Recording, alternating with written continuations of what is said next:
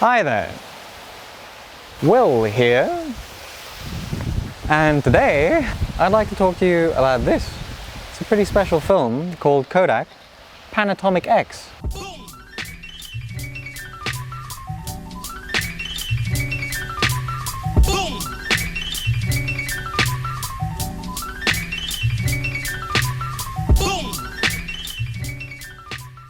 We've come to a pretty unique spot for the first stop on today's adventure. It's called the Afrikaans Taal Monument, which means Afrikaans language monument basically, and I don't know, there's some technical history to it, I think, which is likely somewhat dubious, but the bottom line is it's a very cool looking space. And we're going to make some pictures. I've also managed to forget my light meter at home for the first time in ever, so we're going to be using the Lux app and hoping that it's pretty accurate. I mean, I've never had issues with it in the past, so hopefully today isn't the day that it decides to act up. And I think to start off with, we'll take a lovely landscape picture of whatever's going on here. I can't believe I'm using an app. Dark sliders out, put our piece of gaffer tape on it. All right, picture number one. The interesting thing about this film stock is that it's kind of what preceded the Kodak T-Max films, and the big difference between it and what followed is that it's ISO 32 at box speed. I'm shooting it at 25, not because I'm scared of it being overexposed, but because when it was new, people recommended 25 as the ISO, so that's what I'm going to rock with.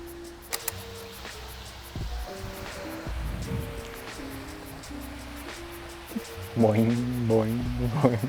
125. I think this thing is still metering slightly under, but it's alright. I won't let it get the best of me, this phone meter. Yep, that'll be one. What do we think the cell phone is going to say? My iPhone is an intrinsic part of my analog process.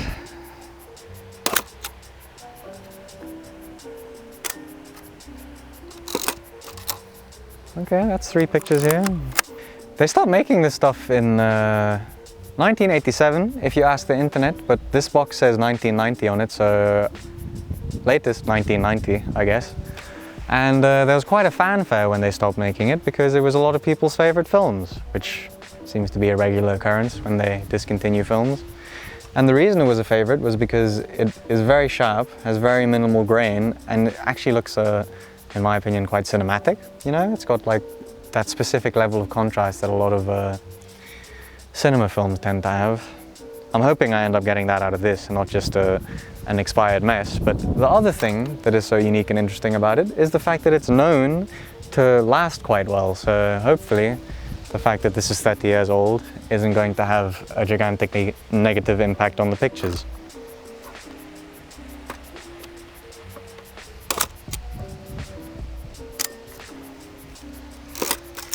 Groovy. Maybe we should go look at other things. Our next destination is probably going to be the Rock, and then, because we had a crazy storm here over the weekend, there's a bridge where some caravans and things got blown off. We're going to go see if we can find the bottom of that bridge and make some pictures there.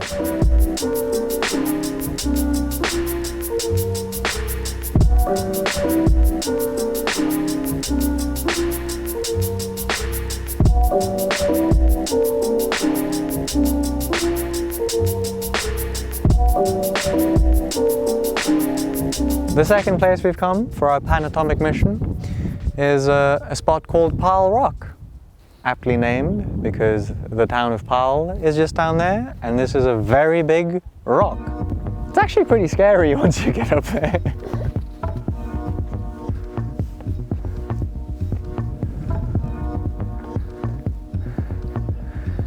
Let's see what the phone says. 30th at F11. That's what I've got it on anyway.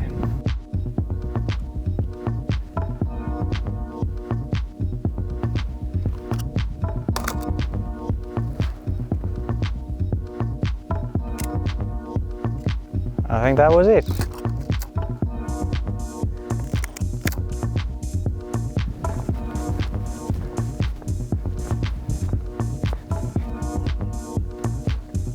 Shall we see?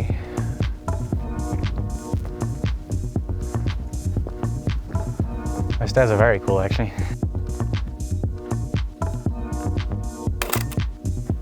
Oh, I didn't use mirror up. Whatever. It was on a tripod. It'll be fine.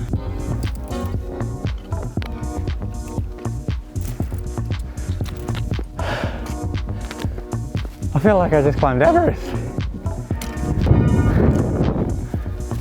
It is one heck of a rock.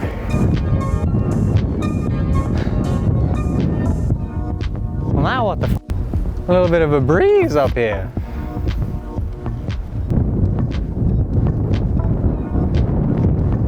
I mean, to be honest, this is kind of cool. Damn it, I did it again, bro. Today is not a good day for cable releasing.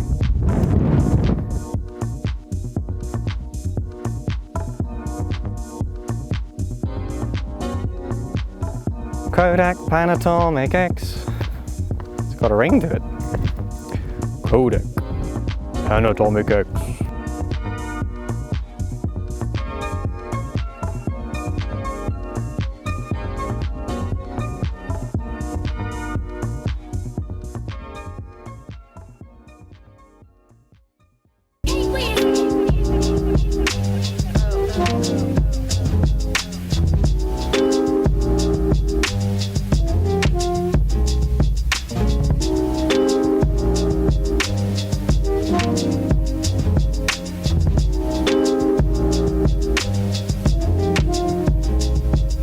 The reason we're here, having left the rock over there, is this past weekend during the large storm that we had, a couple of things fell over this bridge, and we're going to go see if we can hunt them down and take a picture of them. And the bridge maybe too.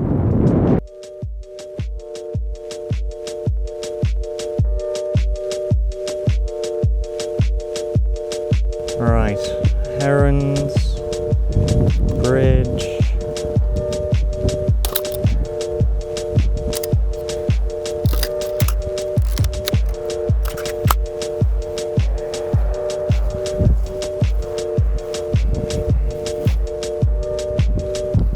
I'm gonna take one more of this because it looks insane, and then maybe we see if we find a truck. No cars, no cars, no cars.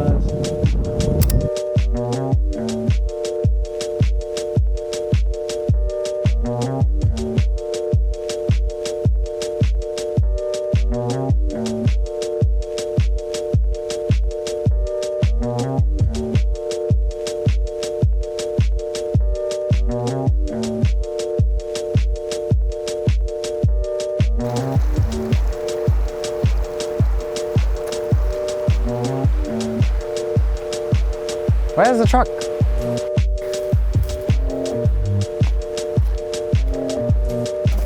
I think we have struck caravan here, my friend.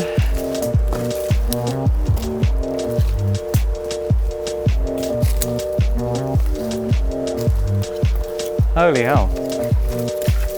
Ow, ow, ow, ow. Bro, this thing is toast.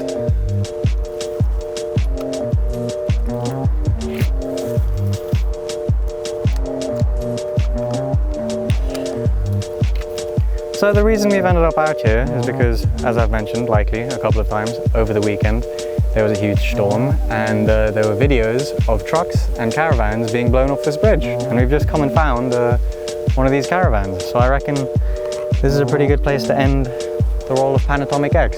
I'm going to overexpose it because I really don't want to risk wasting this frame. And half a second. Good.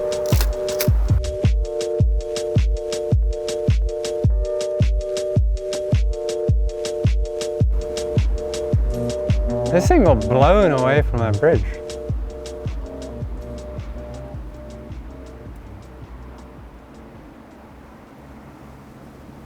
I should mention that there weren't people in the things that blew off the bridge for those accident scenes. The truck was just the trailer end of a truck, and the caravan was a caravan. I would not go do something as morbid as photograph an actual accident scene, since that'd be a bit hardcore.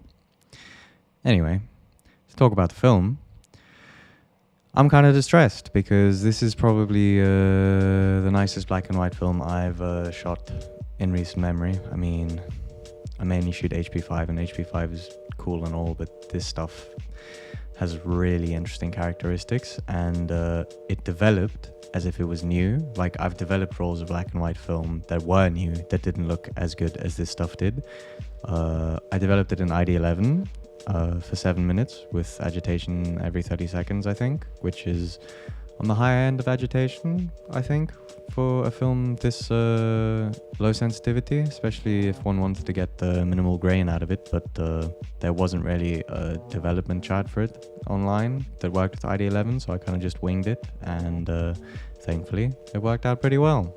With regards to characteristics that I noted, the X films from Kodak, I think, are meant to have an extended red spectrum, and I think what that resulted in here is that the red filter made things look wavy. I mean, red filters in general are going to make things very contrasty, but maybe the extended red spectrum is why there's so much detail in the contrast with this red filter picture.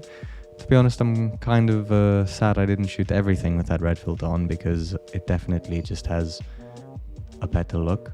I mean, I can make the other stuff look the way that the red filter thing looks, with some dodging and burning and contrast adjustment, but if I just shot it all with a red filter, it probably would have been a lot nicer. I should mention, the emulsion is very thin. I've developed a lot of black and white film, some of which was thin, some of which was thick, and loading things into Patterson tanks is a lot more unpleasant if the emulsion is thin, and this was the hardest I ever had to struggle to load anything into a Patterson reel, which is unfortunate, but worth the effort in the end, at least. Anyway, I hope you enjoyed that. It was a really fun adventure to go on. It took all day, actually. I don't know if that came across, but it was an all-day adventure, in spite of the fact that you could see all the locations from the other one, you know? Like, you could see the rock from the Tull Monument, and the Tull Monument from the rock, and the bridge from the rock, etc. I kind of like that element of it, but they were all like an hour away from each other. So a big thank you to David for joining me on this and making such excellent videos for me. And a very large thank you to the members of my Buy Me a Coffee for supporting this channel and making missions like this possible. Thank you so much for watching. I hope you enjoyed, and I'll see you very soon.